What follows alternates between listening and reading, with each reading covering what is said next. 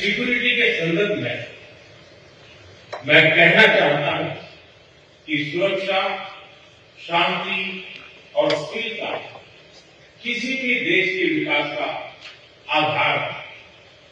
किंतु इस मार्ग में आतंकवाद, अलगाववाद और अतिवाद बड़ी चुनौतियां हैं। आतंकवाद सिर्फ किसी देश की सुरक्षा ही नहीं, बल्कि पूरी मानवता के लिए एक साझा चुनौती है। कोई देश, कोई समाज, कोई नागरिक अपने आप को इससे सुरक्षित नहीं समझ सकता। इसलिए आतंकवाद से लड़ाई में भारत ने एकजुटता पर बल दिया।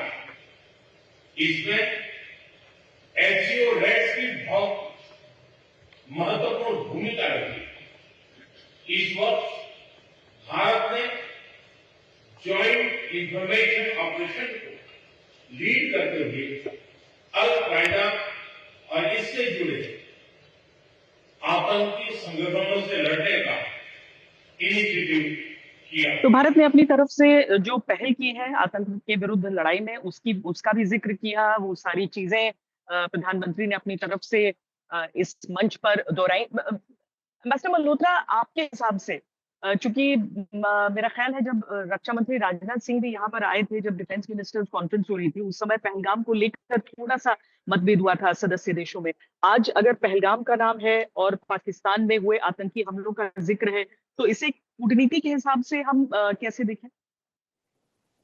देखिए, डेफिनेटली हमने क्लियर कट मैसेज दे दिया था जब डिफेंस मिनिस्टर लेवल पे मीटिंग हुई थी, और हमारा कंसर्न जो पहलगाम टेरर अटैक को उसमें जॉइंट स्टेट में रिफ्लेक्ट नहीं करने की वजह से था।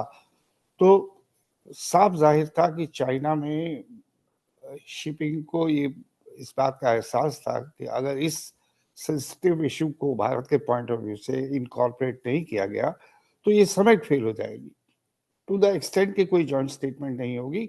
और एक जो डिसेंट या जो आप कह सकते हैं कि वो डेफिनेटली शिपिंग जैसे नेता को मंजूर नहीं था, और उसे तो अकोमोडेट वैसे ही करना था।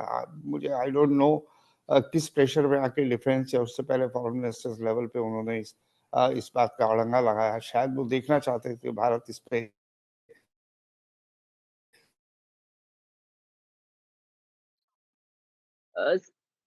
तो मुझे लगता है कुछ नेटवर्क का इशू हो रहा है। एम्बेसडर सज्जन हाथ, अभी रूस के साथ मुलाकात, रूस कम से कम हमने जब तस्वीरें देखी, जब सारे देश ने तस्वीरें देखी कि किस तरीके से पाकिस्तान के भी प्रधानमंत्री की तरफ से कोशिश हुई थी पुतिन के पास पहुंचने के लिए, लेकिन एक तरह से एक स्नब हो गया था उनको। रूस क्लैरिटी रखता है इन चीजों में, अपने रिश्तों में, अपनी कूटनीति में भी, अगर हम कहें।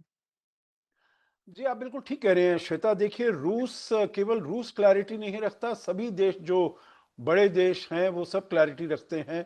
आपने देखा होगा राष्ट्रपति शी जिनपिंग भी जब वो जा रहे थे और शहबाज शरीफ ने ये प्रयास किया उनसे जो उनकी तरफ हाथ बढ़ाने का, मिलने जी। का, तो उनकी नजर भी नहीं गई उसके, क्योंकि सभी लोग समझते हैं जो वहां पर जो रियल सेंटर ऑफ पावर है वो शहबाज शरीफ नहीं है, वो पॉलिटिकल डिस्पेंसेशन नहीं है, वो उनकी आर्मी के पास है। और वही आपने देखा होगा जब आसिम मुनीर मिलने गए थे जो जून में, राष्ट्रपति ट्रंप से भी वो मिले थे।